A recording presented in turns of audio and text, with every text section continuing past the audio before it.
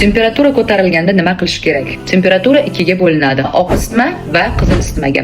Qizil isitmada bolangiz polni qaynaydi, boshi issiq, tanasi issiq, qo'l, oyoq kaftlari issiq bo'ladi. Bunda temperatura o'lchaganingizda 38-39 chiqishi mumkin. Bunaqa holatlarda rasiraniya qilishingizni tavsiya qilaman. Bundan tashqari ko'proq suyuqlik berishim kerak.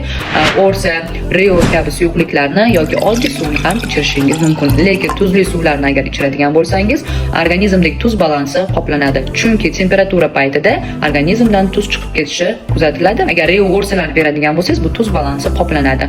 Agar shunda ham tushmaydigan bo'lsa, ibuprofen, paracetamol, sifikon kabi svechkalardan foydalanishingizni tavsiya qilaman. Albatta, temperatura tushiradigan dori vositalari ham bolaning kilosiga qarab hisoblanadi.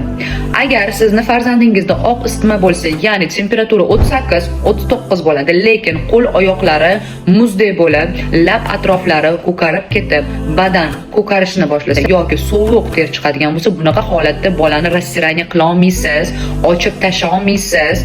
Nabarot bolani o'rashingiz kerak bo'ladi. Oyoqni teylariga, qo'llariga baklashga qo'yishingiz kerak bo'ladi. Keyin ozgina iluv suv berasiz va temperatura tushirish uchun dori vositalarini berishingiz kerak bo'ladi. Agar siz bunaqa holatda yechintirib tashlab yoki rasiraniya qiladigan bo'lsangiz, bolangiz yana ham muzlab spazm berish hisobiga bolada temperatura ko'tarilsa ham qo'l oyoqlarda sirkulyatsiya yaxshi bo'lmaganligi sababli muzlash holati ko'payishi mumkin bo'ladi. Shuning uchun oq isitma bilan qizil isitmani farqiga borish kerak.